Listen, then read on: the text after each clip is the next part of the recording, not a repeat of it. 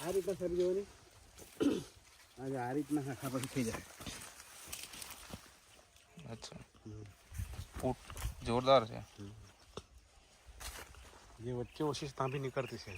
અચ્છા, હા બીજા વર્ષ મતલબ લાંબ છે ને, નવું રોપાણ નથી.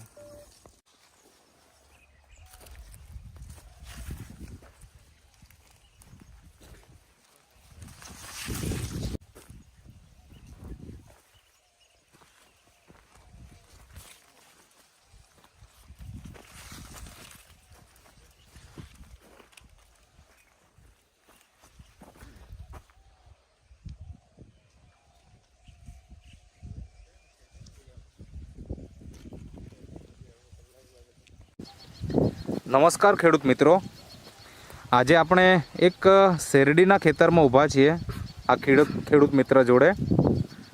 તો એમણે શેરડી બનાવી છે અને શેરડીની અંદર એમણે નેટસફ કંપનીના જે પ્રોડક્ટ છે બાયોફિટ રેન્જની એ એમણે એમના ખેતરમાં ઉપયોગ કરીને ઓલરેડી એક સારામાં સારું ઉત્પાદન લીધું છે.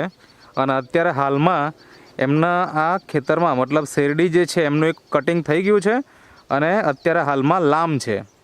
તો જગદીશભાઈ તમારું નામ બરાબર, અને હાલમાં તમે નેટસપમાં પણ કામ કરો છો? નેટસપમાં કામ કરું છું. બરાબર. મારું ગામ કણભાઈ. કણભાઈ, તમારું પૂરું નામ શું? જગદીશભાઈ મંગુભાઈ પટેલ. ઓકે, ગામ કણભાઈ. અચ્છા, આ ખેતર ક્યાંનું છે? વેલણપુર. વેલણપુર એટલે તાલુકો કયો? ચીખલી. ચીખલી તાલુકો. ઓકે, જિલ્લો નવસારી. તો તમે નેટસફ કંપનીની આ બાયોફિટ રેન્જની પ્રોડક્ટ વાપરી, જેમાં આપણે જોઈએ તો સ્ટીમરીચ છે, સેત છે, બાયો 99 છે, NPK છે, બરાબર ને? આ પ્રોડક્ટ તમે તમારા ખેતરમાં ઉપયોગ કરી કેટલા વર્ષથી તમે ઉપયોગ કરો છો પહેલાં તો એ જણાવો. 4-5 વર્ષથી ઉપયોગ કરું છું. શેની ખેતીમાં તમે ઉપયોગ કર્યો? રીંગણ છે, શેરડીમાં વધારે પડતું. રીંગણ છે, શેરડી છે, બીજું કોઈ પાક? બીજા કલમમાં ને ઉપયોગ કર્યો હતો. અચ્છા, તો આપણે અત્યારે શેરડીના ખેતરમાં ઊભા છીએ તો શેરડીની જ આપણે વાતો કરીશું. તો મને એ જણાવો કે આ શેરડીની અંદર આનો ઉપયોગ પહેલાં તો કેવી રીતના કર્યો એ જણાવો. એમાં 86-002 છે આ શેરડીની જાત. અચ્છા, શેરડીની જાત 86-002. અને પેલા ટીસ્યુ આવે ને, હા, એના 2-2 ફૂટના અંતરે રોપાણ કરેલું મેં. ઓકે. અને એનું પછી 5 થી 7 દિવસમાં સ્પ્રે મારેલો. હા. અને 2-3 વાર સ્પ્રે મારેલો. પછી નોર્મલ ખાતર નાખેલું રિંગ મારીને. હા. અને પછી પાણીમાં NPK ને એ રીતના 2 વાર છોડેલું. બરાબર. અને પછી ખાતર વચ્ચે નાખ્યું. અને લાસ્ટમાં છેલ્લે કાપવાના ટાઈમે 2 વાર લિક્વિડમાં 5 લીટર 10 લીટર ડબ્બુ આવે ને, એમાં 6ની ટાંકાથી કાણું પાડીને પાણી જ્યાં પડે ત્યાં છોડતો હતો. અચ્છા, આવી રીતના એમાં ટ્રીટમેન્ટ કરી. તો આમાં કેટલો ખર્ચો કર્યો તમે? એટલે પહેલાં ખેતર કેટલું છે એ જણાવો. 1 વીઘું છે. 1 વીઘું છે. આમાં કેટલો ખર્ચો કરેલો તમે આ બાયોફિટ દવાનો? એનું 4-4.5 હજાર ખર્ચ. 4 થી 4.5 હજારનો ખર્ચો તમે કરેલો. અને આ જ્યારે ઉપયોગ કર્યો, છંટકાવ પણ કરેલો? છંટકાવ કરેલો, સ્પ્રે મારેલો. અચ્છા, સ્પ્રે પણ મારેલો. અને જમીનમાં તો તમે ટ્રીટમેન્ટ ઓલરેડી કરેલી જ છે. તો પહેલાંના વર્ષોમાં 1 વીઘામાં કેટલું ઉત્પાદન આવતું? એ 18 થી 20 ટન આવતું. આ વર્ષે આ કટિંગ થઈ ગઈ, ક્યારે કટિંગ થઈ? કેટલા મહિના પહેલાંની વાત? એ લગભગ ઉત્તરાયણ પર થયેલી. ઉત્તરાયણ એટલે જાન્યુઆરીમાં. અત્યારે ચાલે એપ્રિલ, બરાબર ને? એટલે કમસે કમ 3 મહિના થઈ ગયા. અચ્છા, તો ત્યારે કેટલું ઉત્પાદન આવ્યું? 40 ટન થયા. 40 ટન થયા. તો જ્યાં 18 થી 20 ટન થતું હતું એની જગ્યાએ આ વખતે 40 ટન, મતલબ ડબલ થઈ ગયું કહેવાય.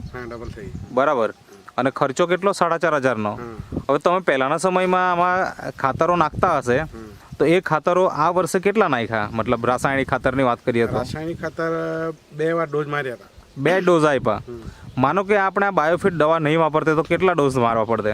તો 3 તો થઈ જાય મિનિમમ. 3 થઈ જાય. એટલે કમસે કમ તમારા 30-33% જેટલું ખાતરનો બચત થઈ. અને એની સામે પછી આ બાયોફિટનો ઉપયોગ કર્યો, બરાબર ને? તો તમને એમાં શું ફાયદો દેખાયો? કારણ કે જો 40 ટન વધ્યો એનો મતલબ એવો થાય કે સાંઠા પણ સારા એવા ઊંચાઈમાં આવ્યા હશે. તો 4 કટ જેવા પડ્યા હતા. 4 કટ પડ્યા. અને વજનમાં વધારે રહે, 4-5 કિલો એક હાંઠાને જેવું ખરી ગણતરી. મતલબ કે વજન પણ સારો વધ્યો અને સાંઠા પણ સારા બન્યા, બરાબર ને? શરૂઆતથી જ એને એમ જાડાઈને બધી સારી રહે. ઓકે, વજન મેન્ટેન કરે.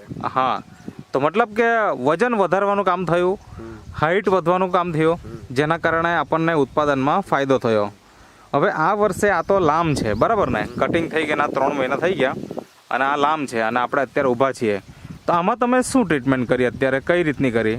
અત્યારે એને મેં સ્ટીમરીચ બાયો-19 આના સ્પ્રે માર્યા, પાણીમાં લિક્વિડ એકવાર છોડી છે. અચ્છા, એટલે સ્ટીમરીચ અને બાયો-19 નો સ્પ્રે થયો અને NPK અને શેત એ જમીનમાં આપ્યું. અત્યાર સુધીમાં કેટલી વખત આપ્યું? એક જ વાર આપ્યું છે અત્યારે એક જ વખત આપ્યું છે ને સ્પ્રે એક જ વખત આપ્યો છે. આવું તમે આખા વર્ષમાં કેટલા સ્પ્રે કરશો અને કેટલી વખત આપશો જમીનમાં? આખા વર્ષમાં હવે એકવાર કરીશું. ઓકે, મોટી થઈ જાય એટલે પાણીમાં ચાલુ રહેશે. અચ્છા, પછી પાણીમાં ચાલુ રહેશે એટલે એક સ્પ્રે હજુ થશે અને પછી પાણીમાં જ ટ્રીટમેન્ટ ચાલુ રહેશે. ઓકે, તો આજે ઘણા બધા ખેડૂત મિત્રો આ શેરડીની ખેતી બનાવતા હોય છે અને ઉત્પાદન પહેલાંને જેવું આવતું નથી. તેવા દરેક મિત્રોને તમારે શું સલાહ આપવી છે? એમને એ જ સલાહ આપવાની કે ખાતર ઓછું અને આપણી પ્રોડક્ટ વાપરે તો વધુ ઉત્પાદન થાય એમ. બરાબર છે, ફાયદો રહે એ રીતના. હા, મતલબ તમને થયો છે એટલે તમે વાત કરી શકો છો. હવે મને એવું ઘણા ખેડૂત મિત્રો એવું હશે કે ખરેખર આ રિઝલ્ટ સારું છે, મારે જોવું છે, જાણવું છે, તમને મળવું છે અને તમારી પાસેથી જાણકારી જોઈએ, તમારી પાસે જાણકારી લેવા માંગતા હોય તો એના માટે તમારો કોન્ટેક્ટ નંબર આપો, જેથી એ લોકો તમને સીધો સંપર્ક કરવા માંગતા હોય તો કરી શકે. 94 27 86 32 91. અચ્છા, તમે કણભાઈ, તમારું ગામ દેસાઈ ફળ્યું, ત્યાં જ તમે રહો છો કે પછી બીજે પણ તમારે મતલબ રહેવાનું થાય એમ? ના, એટલે બીજે તો હું બરોડા છોકરા ભણે છે એટલે ત્યાં રહું છું. અચ્છા, મતલબ તમારું આવન જાવન ચાલુ છે, તો ફોન કરીને જો મળવા હોય તો મળી શકે, બરાબર ને? ઓકે, તો તમે જે ઇન્ટરવ્યુ આપ્યો તે બદલ તમારો ખૂબ ખૂબ આભાર.